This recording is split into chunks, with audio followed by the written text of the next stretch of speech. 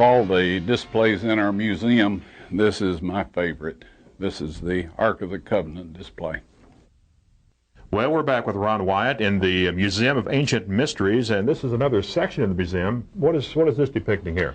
Larry, this is our display on Sodom and Gomorrah. You know, there's the 5 cities of the plains burned up during the days of Abraham. That was and a Lot. bad place, wasn't it? Yeah. Yes, they had some bad habits that seems to have crept back into society once again. What we have is burnt cities. We have the very obvious city ramparts. We have sphinxes, ziggurats, and the most, shall we say, the greatest proof are these millions of sulfur spheres. 96 to 98% pure sulfur. Each one of them has a capsule of burnt sulfur on it, showing that it's been on fire. They are spherical in shape, except the ones that have impacted and changed that shape. This implies that they came through the atmosphere. Did you find the lady who was turned into a pillar of salt? We haven't looked for her, but you know, we all have some ideas, and I think we may be able to find her if she's if there's anything survived to this point in time. Well, Ron, could this be one of your relatives here, or what? Well, I think he's one of God's creatures, but shall we say he belongs to a different category. This is not a dinosaur, is it? I believe it is. Really? I believe, yes, Larry, there have been found giant sheep, giant wombats, giant everything in the animal kingdom, and for that matter in the insect and vegetable kingdoms. If the giant skeletons of things that look just like these dinosaur, these lizards, iguanas, are not the remains of these, then where are the ancient giant remains of these particular critters? What you're looking at here is 2 varieties of pyramid building machines. The one nearest the wall is a single lift device. These can be tailor-made to lift anything up to 500 tons, lifted 60 feet in the air. We built a working model, lifted our van with it. Anyway, and this one is the multi-lift. With this, you can pass a pallet or a platform from one set of levers to the next, right on up as high as you want to go. The only limits to this system of lifting stones is the individual's willingness to build a bigger machine. Now, in the background, we show some of the actual timbers that were found in burials in Egypt. So this is not speculation. It's in the hieroglyphs. It's described in Herodotus's histories. And also we have found the levers, actual levers that were used in the boat burial near the Great Pyramid. And we find representative timbers in the royal burials. And they, of course, didn't have anything in their burial furnishings that they were not familiar with in life. And, of course, the idea of having them in their burial was that they could put them to use afterwards. Anyway, this is something that people have been curious about for thousands of years. And here in our museum, we have displays of how they were built, how the giant stones were lifted. Of all the displays in our museum, this is my favorite. This is the Ark of the Covenant display. You really think you discovered the Ark of the Covenant, huh? Yes, Larry. This is one of the most exciting discoveries of all time. You know, I believe that all of us are playing a role in something that's only happening once in eternity. And I believe that God settled the issue of sin, right and wrong, for eternity. And I believe that the main event of all of that took place just north of the city wall in Jerusalem. The sacrifices that were offered in the blood sacrificial system, the animals were killed north of the altar. And on the Day of Atonement, the blood of the animal that represented Christ as our sin bearer was sprinkled on the mercy seat and this is something that I had never heard mentioned before I found the Ark of the Covenant and found the dried blood in the chamber and on the mercy seat. Now you're depicting the ark as being underneath the... That is correct, Larry. The crucifixion. Right. But anyway, the blood, when the Roman centurion pierced Christ's spleen, the separated platelets and serum, or the blood in the water, went out and went down through that crack onto the mercy seat where I found it. And we've taken samples of this material and have analysis on it, and that's very unique. And what has that shown? Well, it's shown that Christ had 24 chromosomes. All of us have 46. Now, a lot of your viewers are familiar with the fact that we get 23 from our mother, and that she gives us an X sex determinant factor. And the father gives us 23. And that he can give an X or a Y. If he supplies an X sex determinant factor, then the offspring is female. If he supplies a Y, then the offspring is a male. But if it's from a human male, it's always 23. Always. Christ got a Y from somewhere unaccompanied by any other chromosomes. I don't know how you could withhold this information for very long if you indeed do have that. Well, I invite people to take a look at what we've already shown.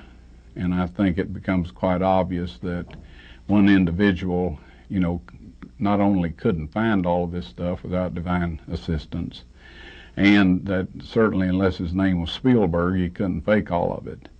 But anyway, look at this stuff and study it. And then you simply are going to have to wait along with everybody else until we can show this. But when we do, you'll get to look through the eyepiece of an electron microscope, and you'll be able to count the chromosomes in the dried blood of Christ taken from the mercy seat. What's next for Ron Wyatt? Well, the only major place and object in history that we haven't documented yet is the Tower of Babel.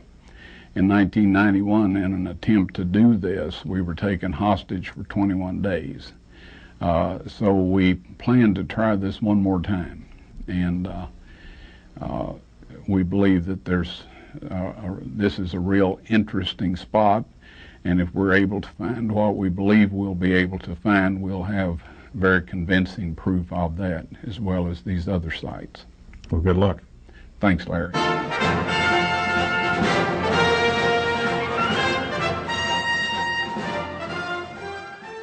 Flintstone, the hardest rock that you can go out in the field and pick up anywhere. And the best part of it, these rocks don't cost nothing on a going and getting them.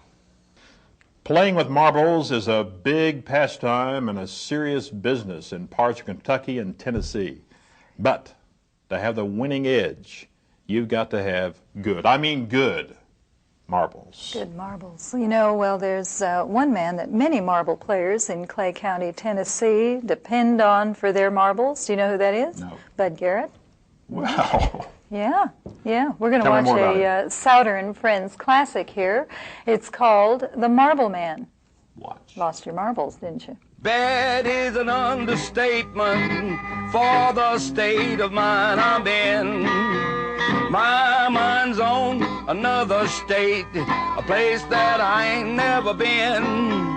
Woman, when I leave, don't sit and grieve. Don't ask me when I'll be back, 'cause you can't tell which way the train went by looking at the track. I've been making marbles for 55 years that I can witness. This is flintstone, the hardest rock that you can go out in the field and pick up anywhere. And the best part of it, these rocks don't cost nothing on a going and getting them. Yeah, they're glad to get that rock off of his field, keep him from getting any sickle blade if he goes to mow his pasture or something off. He's glad to get rid of them rocks. Just go out there and help yourself and get what you can find. Every so often I have to take it out. I want to see how it is progressing, to see where I'm grinding it right or not. See, when I grind all of these flat sides out, it'll become a round ball, perfect circle within 16 thousandths of an inch of perfectly round.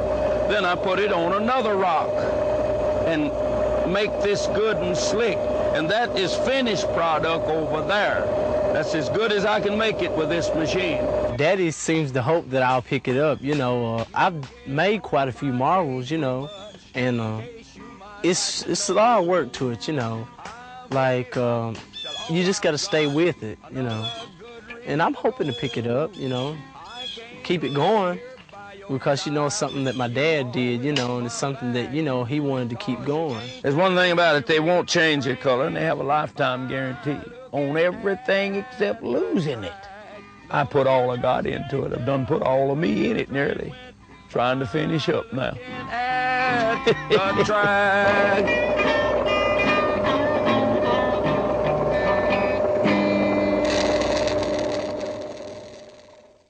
Victory, victory, said you and me, we have victory. Today we have a young rising star. Her name is Lisa Ballou.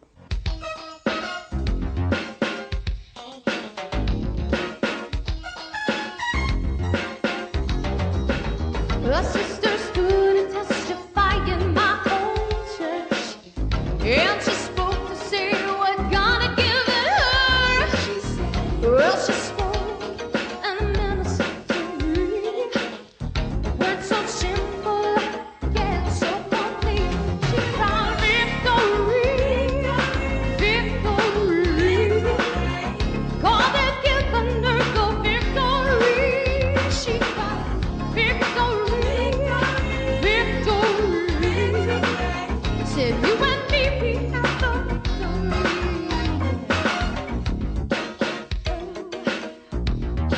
Oh,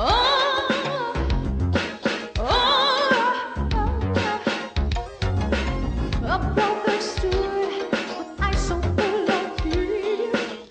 Said he'd been on drugs for so many years. Then he gave his life to Christ the King. And the song the boy began to sing, he cried, victory, victory. Said God had given us the victory. He cried, victory, victory. Said you and me, we have the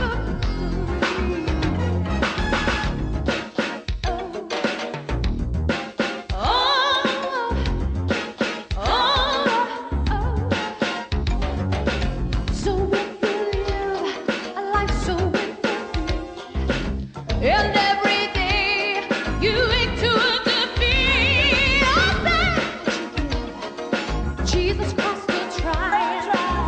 Then you cry the victory cry, and you'll sing victory, victory. God has given us the victory. You cry victory, victory.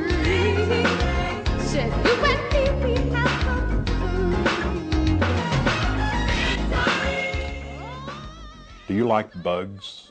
Not all bugs. I like little furry bugs. I like the little tiny caterpillars with the lots of fur on it that look like little squiggly mink coats. You would. Yeah. Well, you're in luck. Next week, the Bug Man, Bug Man? Roger Qualls, will be here to educate you in the finer attributes of bugs. Oh, I'm thrilled. Yeah. Little slimy bugs. Yep. What else coming up? Okay, well, we have some kid videos Okay. for all the children out there. Yes, Alan Root has some great kid videos. And for the older kids, we have a story about a lady who makes people out of pantyhose. Soft people. Soft people, that's correct. That's So right. you don't want to miss that. That's a serious thing to do. Yes, it I got is. a drawer full. She can come over to my house. Well, you probably could. All right, you can come over to our house too. We'll see you next week. Thanks for watching. Bye. See you later. Okay. You have a bunch of pantyhose at home you want to bring?